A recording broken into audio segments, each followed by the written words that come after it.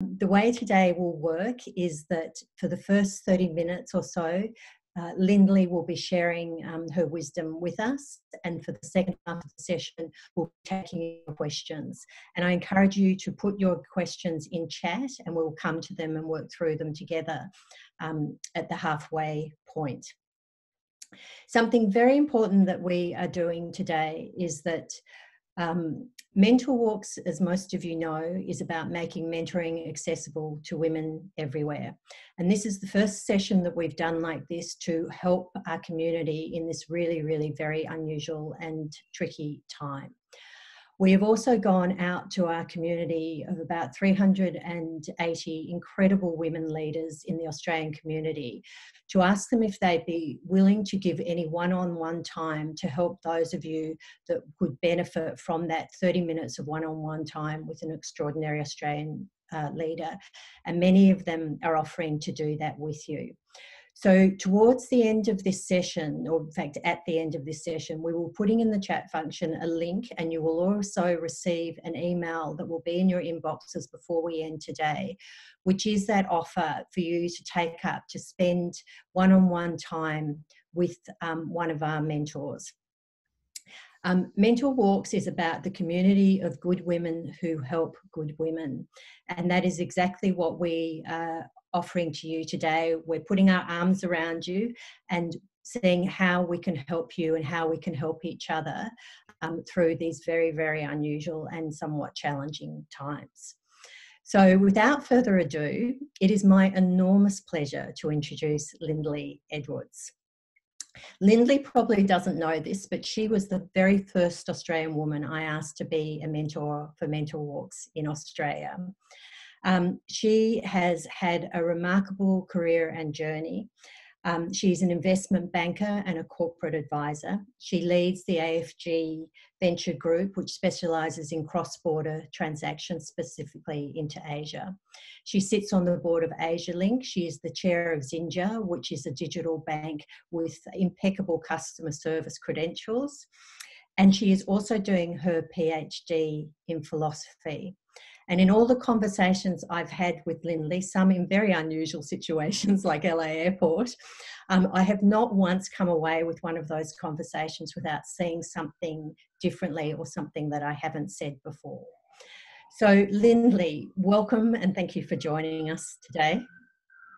Thank you, Bobbi, and thank you all for joining us. And thank you to Mentor Walks. And sorry, there's a siren in the background and hopefully you can't hear it. The reason for doing this is we at Mentor Walks and all the mentors, we're really concerned about our community. As Bobbi said, we're concerned about each other.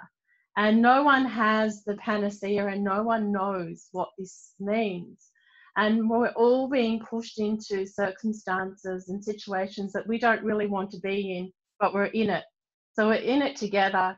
So part of doing this these sorts of talks is to see if we can benefit from each other's wisdom, from each other's experiences, so that we can all together navigate our way out of the position that we find ourselves in where it's unpleasant. And let me tell you, it's unpleasant for everyone. And in my day job, I do talk to lots of people from all over the world, and all over the world people are struggling with this. So it is changed, it's changing, and it's changed the way that our expectations of life. And it also means that post this, we have to find some ways to help each other and to get into better positions. Now, job loss is a really critical part of that, because jobs are the central part of how we earn a living, and also it's a place for many of us to create meaning. And one of the things that, social impact of not having a job is quite profound and leads to other things. So what I wanted to do today is to talk about some sorts of scenarios, some sorts of potential wisdoms that come from the ancients that might help you and others. And one of the things that I found in my life, I've done a lot of business education, but it's in the philosophy, it's in the arts, it's in the poems that I've been able to find the wisdoms that help me navigate really, really tough times. And before I start on some of those wisdoms, I do want to say that I had a conversation with my partner this morning, and sorry, I'm crying because we're separated. And so I just want to tell you that that's really hard for us because we're physically separated. And when you're physically separated, it actually makes you decide things better, you know, and decide what's important. And so anyway, I told him I was talking to all of you today, and he said to say that we all have to make sure we don't have fear. And so for all of us, we're all dealing with hard things. So if I can tell you that I'm dealing with hard things, and as you can see, I'm dealing with hard things, so we all are in this together. So anyway, so from a philosophy point of view, what makes something work or not work? And for the most important thing that I find is our framing of where we are. And what is framing and what are narrative structures? And I'll give you an example. In my early life, things were very difficult, and I thought that everyone had this quite amazing view of the world, and their life was really good and mine wasn't. And in my early 20s, I read a book called The Road Less Traveled by M. Scott Peck. And in it, his opening line in that book is, "Life is difficult." Now, when I found out that life is difficult, I thought, oh, well, life is difficult for everyone. And what that then did is it changed the way that I dealt with all of the circumstances in my life. And it meant that I could understand that life was challenging for everyone. So what I do want to be able to say here is life is difficult for us, and we've all got to accept that life is difficult. And in that, there's a challenge. And the challenge of life is, how do we navigate the difficulties? How do we navigate the obstacles? How do we navigate the things that are really taking us to the end of ourselves? And this is where the life is difficult actually comes from the Stoics. And we think that often that Stoic philosophy is about having a stiff upper lip. It isn't about having a stiff upper lip. What Stoic philosophy is that I will accept everything that comes, and what I will do is I will develop my character and I will develop myself so that I can turn this negative, this obstacle, into a positive. So there's a level of acceptance that comes out of Stoicism. And the level of acceptance, when we accept something, my experience is when things are difficult, what it then does, it means that we can then find the courage to find a way forward. So one of the things, before we get into some practical things, I want you to think about your own difficulty, and I want you to think about those difficulties and what is it, the gifts that it's bringing to me, and how could I create a better story or a different narrative for myself that then allows me to navigate this more positively. So once I worked out that in my 20s that life is difficult, it made my life easy, a lot easier, because I realized that we all were facing the same challenges, and it made me feel less disconnected from everything and everyone. And so one of the things that I would really like for people to feel out of today is that you are not on your own, that we are connected together. So then part of when difficult things happen, there is the fear of what is actually happening, and then there's the fear of what might happen. And as Bobbi said, a number of you are feeling very, quite apprehensive about what the future means. So when I'm feeling frightened, I find it very, very useful to think about things in terms of, am I afraid of what is happening right now? Or is my fear more about what I'm anticipating? So if my fear is what's happening to me now, then what is it? And to investigate that. If it's an anticipated fear, it's then to say, is this a fear that I need to be anticipating? I'm worrying about, should I am I able to bring myself back into present time?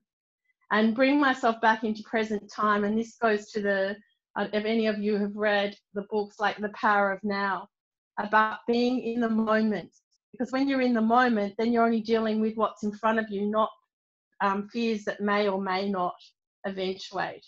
And why fear is can be used positively is to actually use as energy to get you to do something or get you to focus somewhere. But when it's negative, it gets you into a downward spiral. And it means that you can't get into clear thinking. And it means that you're not then able to be creative and innovative and work out what next and what are the little steps that I can next do. And so for me, I'm actually fine if I'm afraid to say, what is it that I'm afraid of? And often not just the first thing that comes up, to say, is there anything else? Is there anything else? And to so mentally ask yourself the question of what is the emotion of fear and what is it that my emotional state is reacting to? Because we all have, you know, and I think that in the Don't Stop Us Now podcast that I did with Greta and Claire, I spoke about fear as being in two areas, like the fear that we're not good enough and we're not able enough, and the fear of abandonment where we're going to miss out. So when these fears, what is the fear and what is it activating in ourselves? And if we can understand that, it makes it easier, I find, to navigate it. The next thing is asking for help and networks.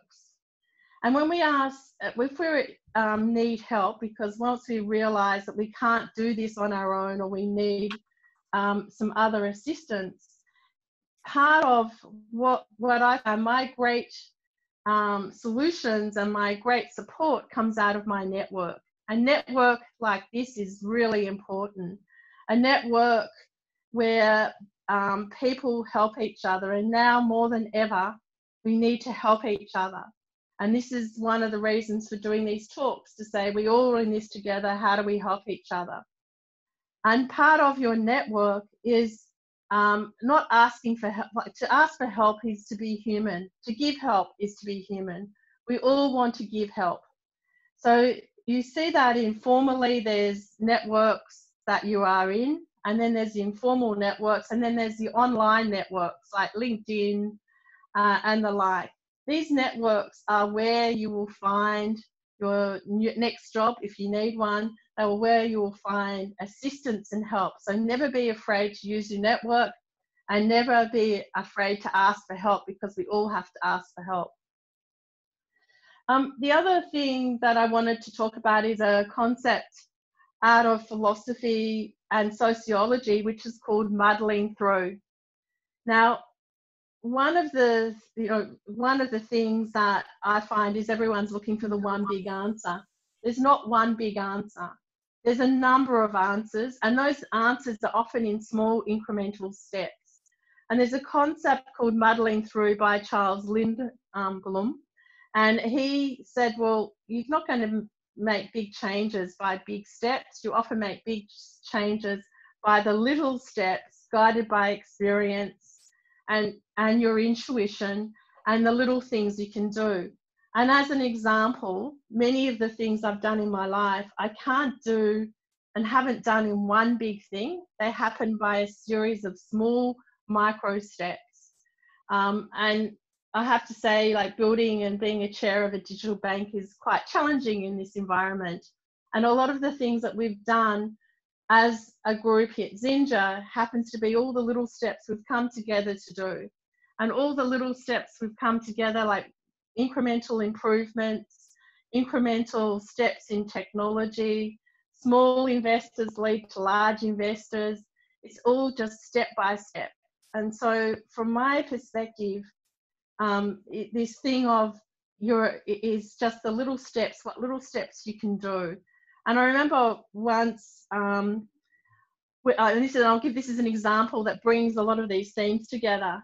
When I was in corporate Australia, I had moved to Citibank, and I wanted to set up my own business, and I'd set it all up, and I was really frightened to do and go and jump out of a corporate career.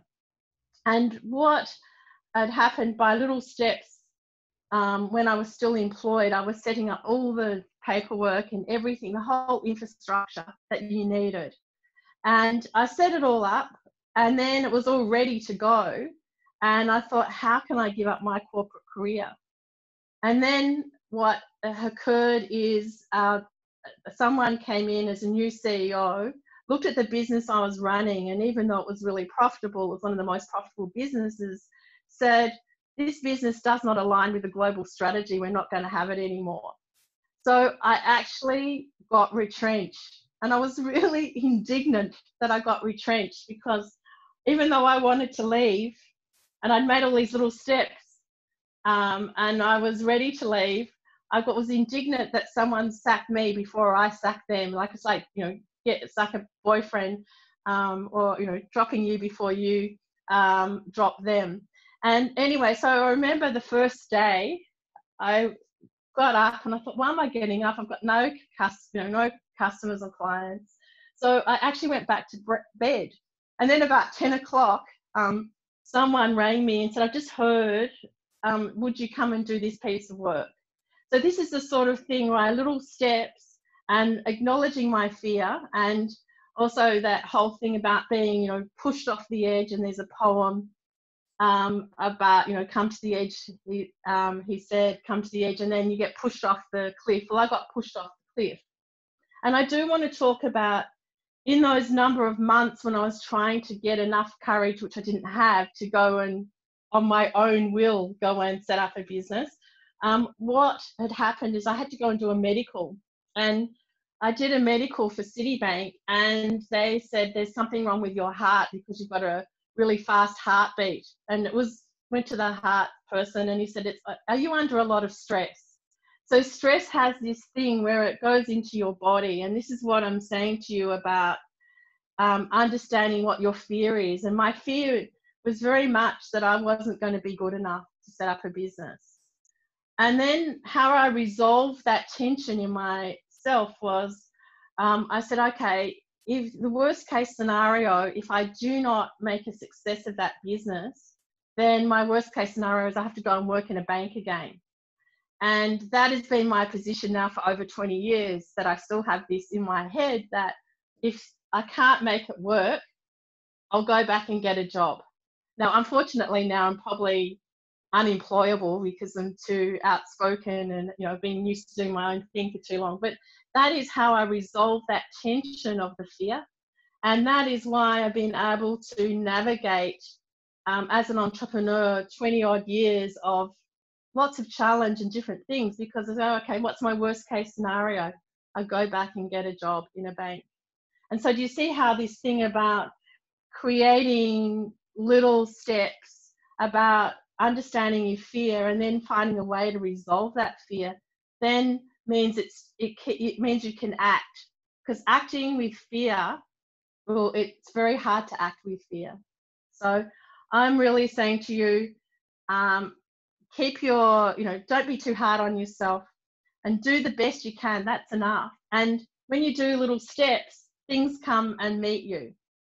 That's been my experience, is as I made, you know, and as there are many tasks that I haven't been out, thought that I couldn't do, but I can do them if I do them in little steps, you know. And another example of that is a couple of years ago, I did a very advanced mathematical programming of database, some study. And when I looked at the whole unit, I thought, I cannot do this. I am not a computer programmer. I do not understand, you know, I understand the concepts, but I just don't think I can do this. I'm not into data analytics in that way. Anyway, I did it step by step, and I ended up getting a really good mark because I did it step by step instead of going and seeing. I did every page by page. And so life is like that. I find just doing one thing in front of another, in front of another. And so if you find yourself racing ahead, it's about pulling yourself back to the page. That's another way of looking at putting yourself into present time. Then I would say the other thing is to preserve optionality. And optionality means, like, an example of that is I was preserving optionality by saying, well, my worst case scenario, if I totally mess up and I can't make a business, the optionality is I'm going to go back to mainstream banking and get a job that way. So for me, this ability to take the pressure off yourself, take the heat off yourself. And right now, there's lots of heat on a lot of us. The heat is, if you employ people, how do you keep as many people employed as possible? If you're an employee, are you going to keep your job? Are you going to keep your job under the same terms? If you don't have a job, where do you find your next opportunity? So the heat's on everyone. It's not just on one group of people. I'd also like to, say out of the ancients, and when I talk about the ancients, I'm talking about older poets, I'm talking about the older philosophies. And why are these important to me? They're important to me because if these things become enduring, if something happens and still true in the 13th century as it is in the 21st century, that means there's something that person or that group were believing that actually makes sense in a 21st century environment. So they endure. And I think about that in one of my favourite poets is Rumi. And Rumi, his life was, he's a very privileged man. He came from a wealthy family. He was a scholar. He was esteemed. He was a leader in his community. And what he said, one of his poems started off with, today, like every other day, we wake up empty and frightened. And if someone can say that in the 13th century, and it still applies on the 21st century, that is something that's enduring. And I think there is a thing for many of us, the worst time is early in the morning, like 3, 4 o'clock, 5 o'clock, when you wake up in the middle of the night thinking, what am I going to do? And everything, the world seems to be ending at that time. And how do you acknowledge that that's okay, because everyone wakes up empty and frightened, and this is a normal part of being human. And when you actually had your first coffee and got up, hopefully you then have been able to give yourself a little bit of space, and it's okay, the world can begin again.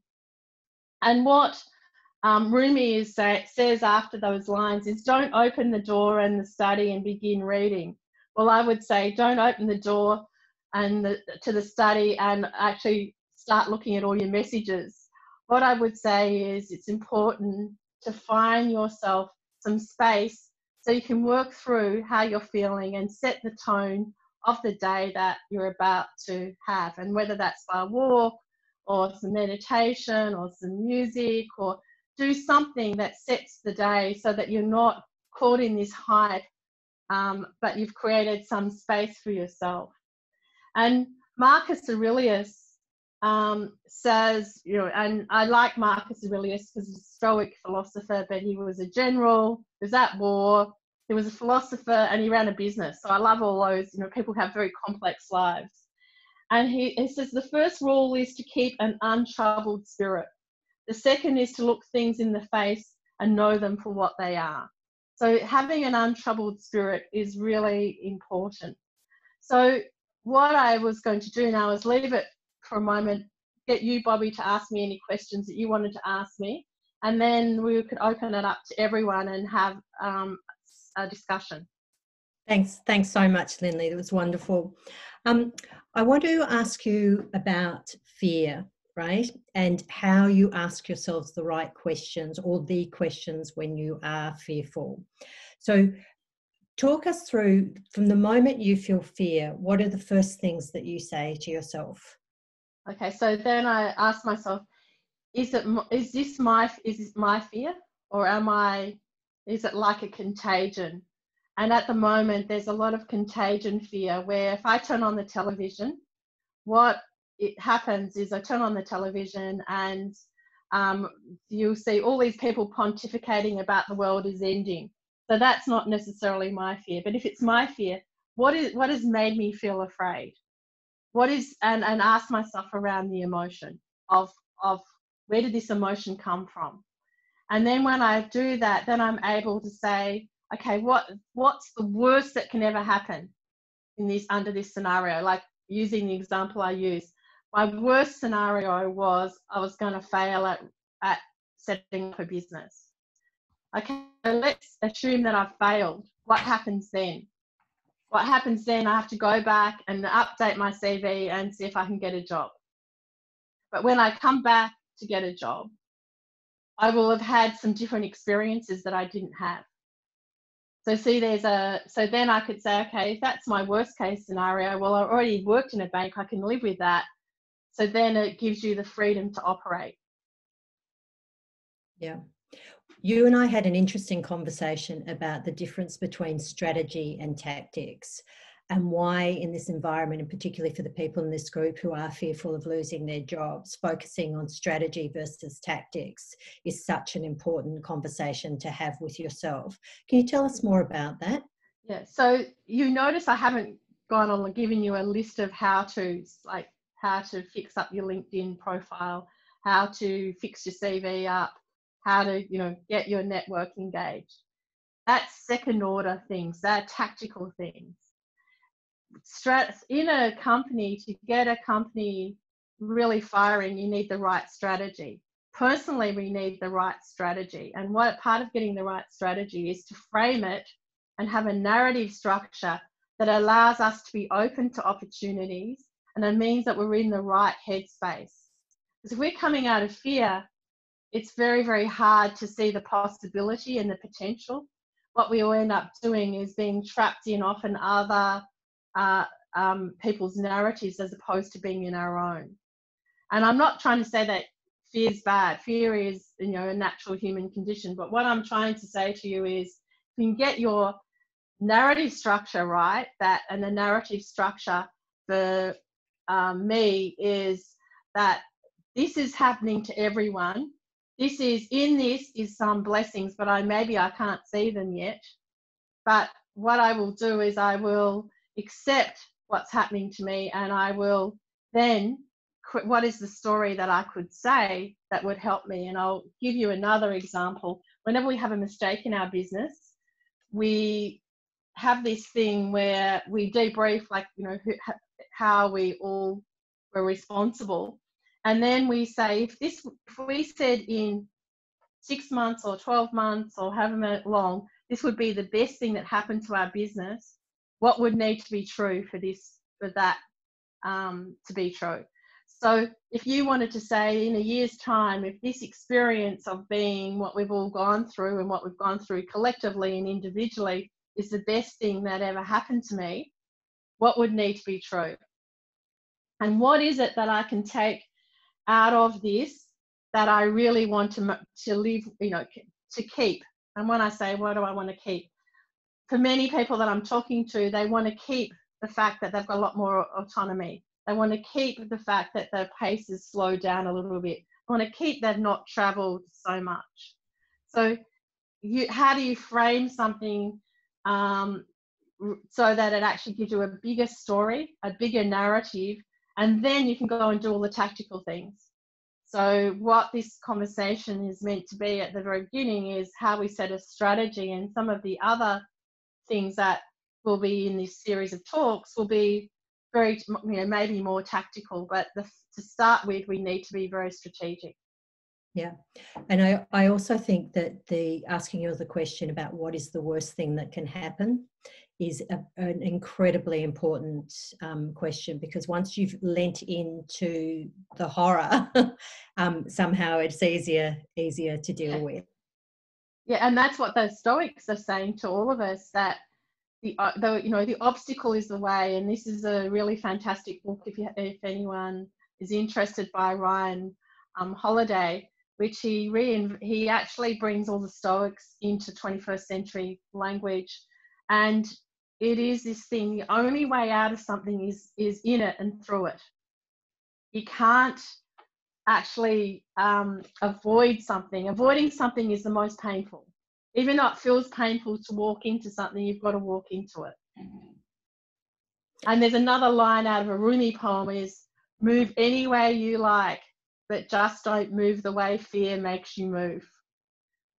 And we were faced with, some really tough decisions last year in Xinja, and I actually said that to the CEO and said, I don't care what we do as long as we don't move in the way fear's making us move. Beautiful. Can I invite everyone to start putting your questions in the chat function? Some of you have already pre-submitted some of those. So I might, in the name of time, I might just put some of those to you, Lindley. Yeah. And one of the questions is, how do you proactively work on a positive mindset when the environment you work with is extremely negative and closed-minded and has a very narrow view on the situation you're in? That is probably one of the hardest things, because what it's doing is it's forcing you into a narrative and into a structure that is not letting you shine and not letting you experience how you need to deal with things and what's the best way. So part of it is, depending on if you're prepared to do this, is to actually start to have the conversations around, why have we adopted this attitude? When could we be more open about innovation? Could we be more open about the narrative stories we're saying to ourselves? But sometimes people will be prepared to do that, and sometimes they won't. So if they're not prepared to do that, my thing is to use that situation to your advantage, but use it in a way to say, where's my next opportunity? Where by the people that I will work with, or the situation, people are more open to another way of framing. But it's hard. You can try and lead them, but you can't push someone. If somebody wants to be too negative, you can't stop them being too negative. But I'm doing something else for some other businesses and running a blog post on this, which is as this ability to have bounded optimism. And Churchill was amazing in the fact, in the dire position that the UK and Britain were in, he would give all the facts, but then give reasons for hope and optimism. So we must make sure that we're doing the same thing, because without optimism, we don't have a future, because the future and being entrepreneurial and being investments and all those things, and I'm not talking about just money investment, I'm talking about investing time and resources. It's about, we must have hope for the future. Yeah, yeah. So there's a question for you here. The only way out of something is in it and through it. How do we know it's that and not a signal that it's the wrong direction for us? Okay, so the only way out of things doesn't mean you have to stay in it, right? So my only way out of something is through it, is to accept what's happening and then to see what appears. It doesn't mean that it doesn't mean that you actually have to just accept that this is all there is. What it is you're actually working with the situation, saying, I really don't like this, and the reason why I don't like this is X, Y, Z, and then that helps you, moves you to where you need to be. So don't mistake stoicism and walking into things as having to just sit in them. What it means is to accept the feelings, emotions, that it's like playing cards. You've got to accept the card that's dealt you, but you can get rid of the card. And depending on what card game you're playing, you can get rid of the card, but you can only get rid of the card when you've accepted the card. You can't just leave it in front of you. You've got to actually put it into your hand. Right. It kind of leads into another question, which is, how do you approach your workplace to have a transparent discussion about the prospect that there may be job losses? How do you have those conversations in the workplace? That is an incredibly hard scenario. And the only way that I find is to do that where everyone is keeping, you've got to keep people's dignity, but I find that to be more transparent than less is more honest. To let people know what's going on and to say, look, I would love to, keep everyone, but at the moment we can't keep all of these roles. And the other thing that, you know, is to see what you can do to help people that you may have to let go of, Yeah. or members of your team. And Lindley, if your workplace isn't transparent like that, and you want them to be, what can you do about it? Go and talk to the owner or the boss or the manager and saying, look, I'm quite concerned. Can you let me know what's going on? And, you know, is there anything I can do to help? Because a lot of people they'll do the opposite of what I'm telling you to do, which is they won't walk into the difficulty. They'll avoid it for as long as possible. And then when they have to work on, do something with the difficulty, they'll try and get it over and done with really quickly, because they really don't. Most people don't like unpleasant situations. I don't. Most people don't like change. I don't. I only like change when I instigate it. And I'm in scenarios where change is being thrown at me. So that what it means is I have to get with the program of the change. So to make it, if you can make it easier for people and you broach the conversation if they can't, that's what I try and do. Okay. And tell me, do you think that people should be thinking differently about their careers because of COVID?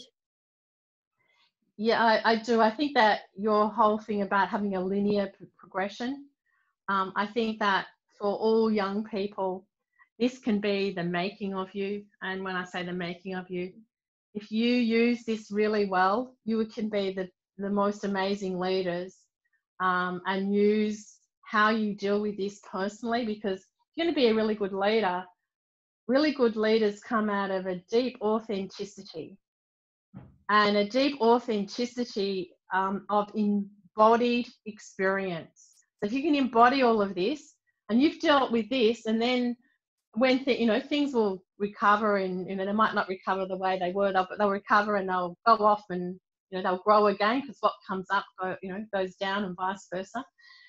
In your life as a leader, you'll be faced with certain scenarios, and you go, that's easy compared to what I had to deal with in 2000, in March, April, May, June 2020, whatever I went through. That was hard. This is easy in comparison. So it builds character and resilience. And so we've all got an opportunity to build character and resilience right now. And you've all got an ability that this becomes part of how do we make this into a great gift? And whilst in the short term, there might not be the same, the same opportunities, there'll be opportunities emerging. And you just got to be ready. You'll be ready for that, and you'll be able to jump quickly into those opportunities, because you've used this as the preparation for yourself, for your career, for your leadership, and you'll be a really great leader. There's an interesting question about when you're in a shrinking workplace, how do you stand out from the crowd, and should you? Well, I'm a great believer. Bobbi and I had this conversation because we had some things we're going to talk about, and we talked about having curly hair, right? So one of the worst things, especially when we were growing up, and when women were first in the workforce, you had to look really even neater than what you do now. And so it was really hard if you got curly hair, because you could never look perfect. You looked messy, and I don't care if anyone has curly hair. There's a thing that you have to accept your own messiness of your hair. And so we could never not stand out, because we didn't look as neat as everyone else. So my thing is, I've made a career out of being different, because I can't, and I've only worked mainly in male-dominated professions. I can never be a man, so I already stick out because I'm not a man. I've got curly hair, and I don't look neat. So all of these things all mean that I had to say, okay, I'm not going to be like everyone else, but to do my own, own thing. So my thing is that we all should not be prepared. We should be prepared to be ourselves, and not be prepared to be put in a little box. And if being yourself means that you don't fit that organisation, then okay, let's find you an organisation, and let's help you, and let you help yourself find the organisation where they value you and where you deserve to be. Because there's a thing that Oscar Wilde says, which I love. you might as well be yourself because everyone else is taken. So let's be all ourselves. And there is a thing around strong female leadership is about being authentic. It is indeed. There is a question here about how do you think the working world and the way people work across country borders and business will be done across country borders post COVID-19? That is a very, very good question, and it's something I'm pondering because I spend most of my time in cross-border, and physically I don't spend that much time in Australia. So for me to have this period has been quite an interesting period. So what that means to me is I think that cross-border transactions and cross-border will happen because we are in an interconnected world. I think you'll see is more focus on regions, but the capital and life has been built around a lot of global interactions. There is a movement I'm pushing against that is some countries are wanting to go back to being more separated. So how that plays out geopolitically, how that plays out in careers is yet to be decided, but I think it's a bit like Pandora's box. Once you've opened it up, you can't just shove it all back in, and we can't go back to island countries. But let's see what actually happens. Yeah. And I think we'll all work differently. We might not travel as much. We will work from home more. All these things will be changing the way that work is done. In your own organisations, how is it changing the way work's done? Not at all for our AFG business, because we all work remotely, working a lot in the region and travel a lot. So what's changed for everyone is they're all home, which they're not used to. They're used to working out of hotels, not out of home. And that's been challenging for some of us. And then as far as organisations like Xinja, that we've been all able to do that because we're in a digital business. However, what it's really made me really realise how much we're social animals and how we love to interact with others, and how we're all missing that, and how there is a thing about human contact and how much easier it is to do certain things when you're all in the same room. Yeah. And I think that it's very hard. It's been very hard for people who've had to homeschool children and try and work at the same time. Yeah, indeed. There's a question here from Sharon Burns. It's saying, thank you, Lindley, for your warmth, authenticity and practical approach to such a difficult question. Do you have tips for inertia? Okay, yeah, my tip for inertia is do anything except don't move the way fear makes you move. And so I have done some really hard things, in my life, but it is all been one little bit after one little bit. And the story that I shared with you about my great big entrepreneurial journey of being too frightened to get out of bed and being too frightened to jump. Well, I actually spoke to another colleague of mine who was an ex-Macquarie banker, and I told her that story. She said, well, at least you could get out, you got out of bed and answered the phone. She said, all I had to do every day, I would go and have a bath, and that's all I would do for about a month. So, but you do whatever little thing you can do. Like for her, getting out of bed and having a bath was a big thing. So you just, as long as you keep increasing the boundary, and eventually you get out of your own way. So I would say inertia, it doesn't matter how little, as long as it's a little step. And as long as today's step is a little bit more than yesterday's step, and if I can't do a step today, that's okay. And this is that whole muddling through thing. We're not experts. I do not know one expert in the world, and I know lots of really brilliant people who write all sorts of stuff. None of them know. And if you want to read some really amazing intellectual article about not knowing, there is a fund manager, and I'll send the resource about how really no one knows anything right now. Yeah, it's living in uncertainty. Yeah. It's a life skill. A question here. How can one deal with the situation of not having a job after a contract is over and everyone in the industry is dealing with the same uncertainty and are not in a position to help you? Okay, so then you need to get people outside of that industry because you can't, and find people that have actually come out of that industry, or find people in other industries to help you. And there is a thing that the people that I'm really, really concerned about are people whose industry has just disappeared. And I'm sure there's some of you on the call today. So it's like, how can we help, and how can you help yourself pivot to something that's an adjacency, and how can you use those skills that you have? And and part of understanding the skills is, what are your strengths? And Bobbi and I were talking about this the other day, and we talked about, often you need people around you to tell you what your strengths are.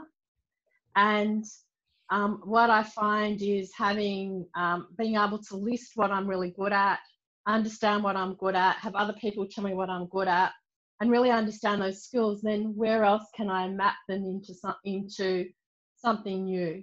And to do that is mapping it into something new. Is often good to have someone that's not in your industry to help you do that, because they can see how those skills can be applied to something else. What do you think? Someone's here said, don't just consider your strengths, but also consider your passions, as your passions can lead to the new. What do you think of that? I think, well, I find that all the strengths come with a passion, because if I don't like something, I don't have any passion about it, and so it tends to be a weakness. So yes, I think passions and strengths work together and marry together. I don't think they're either or. I think they're integrated. And there are things though that you can do, and I don't see, you can do things that you might not want to do anymore. And I'll give you an example. I'm actually an accountant, but I don't want to be an accountant. So I haven't been an accountant for years. So for me, that whole thing is, I wouldn't put being an accountant as my strength. However, as a board director, being an ex-accountant is a good strength, because it's a skill that actually can transfer into the boardroom. So it's this thing around, yes, I think passions are, and what gets you enthused is really important to be part of your strengths. Yeah. Another question that's a little related to the inertia one, but different. This is from Ash. I'm not sure about others, but I recently had a really big cry. Felt great, and the kids were able to see what I was experiencing. Transparent parenting. How do you deal with feeling stuck? Okay, so getting a release. I was quite emotional about telling you about my partner at the beginning, which normally I don't talk about my personal life. And anyway, what I was going to say is, he said, don't let fear, he's Native American, he said, don't let fear actually determine what you do. But when I know that I feel stuck with an emotion and I can't release it, there's nothing like getting a really good movie that makes you cry. One of those terrible tear-jerker ones, and sometimes you can just get the same old one that does the trick. But it's also having, sometimes you blow the cobwebs. And I remember having this friend of mine, he'd lost his job, and the business had gone through terrible scenario and whatever, and I just said to him, we've got to have a blow the cobwebs night. So we went and had a whole lot of whiskey, and everything felt better after that. So there's different ways. Do some exercise, talk to really good friends, go and do something that makes you laugh. Also, the other thing that helps me is, sometimes when I'm feeling really pathetic and like how bad my life is, doing some volunteering and finding out I've just got nothing to complain about is good. So there are different ways that I move it and move my own energy. But there is nothing, you don't have to do that immediately. There's nothing, it's like sometimes you've got to have a feeling and let the feeling really have its way with you. And it's okay to say, I'm going to have a period where I'm going to feel really, really sad and feel it. Because then you can move past it. But if you try and avoid it, it comes back. Now we've got time for 2 more questions. So, and I'll go to the ones that are in the chat function. What if you have a network to draw upon through LinkedIn or otherwise? How do you start to build a network? Okay, so you can, the great thing about LinkedIn and networks like that is you can link into people who do have big networks. And when you're doing searches and things, you get not only the people that you have in your network, but you get the people whose network, who you're linked to their network as a second degree. So my thing is like you're part of this network, and how many are in this network, Bobbi? In Mentor Walks, yeah, about 2,500 to 3,000 women. So there you go. So there's a network that you're part of. So you've now got 2,000 to 3,000 new friends, and this is part of how you sort of build out your network. But the other thing is just ask people. And what we've all done is, so we've all been fragile, we're all fragile, we're all human, and asking for help. When someone asks me for help, of course I'm going to respond, because I know what it's like when I ask for help and I need help. And it's like this whole flow of, it's called social capital. And we must have social capital. Social capital is more valuable than physical financial capital. And women are really good we're really good at social capital. So let's make the social capital work for each other. And this is what Mentor Walks is all about. This is what this is about, like making each other feel connected and helping each other with our connections. Yeah, it's really important to ask for help. So remember, everyone, the offer for one-on-one mentoring for 30 minutes with one of our fantastic mentors that will be coming to you after this. A final question from Priya. You've created a narrative to move on from your current situation because you cannot control the negative environment. How do you keep the focus when you feel challenged every day? Okay, so what I do when I'm really in challenging circumstances like that, I make sure that I carve out some of the morning before I go to work and before I'm in that, to actually then say, what do I need to do? How am I? And check in with myself. And then do the little actions that I need to do to keep myself in my space before I then go and have maybe my energy dissipated in a more challenging circumstance. So I would recommend that you really look after yourself and really nurture yourself and nurture your own, what you know is possible for yourself and your own potential, and make some space, at least in the morning or at worst at night, so that you actually use some of that energy to help propel you into the next thing.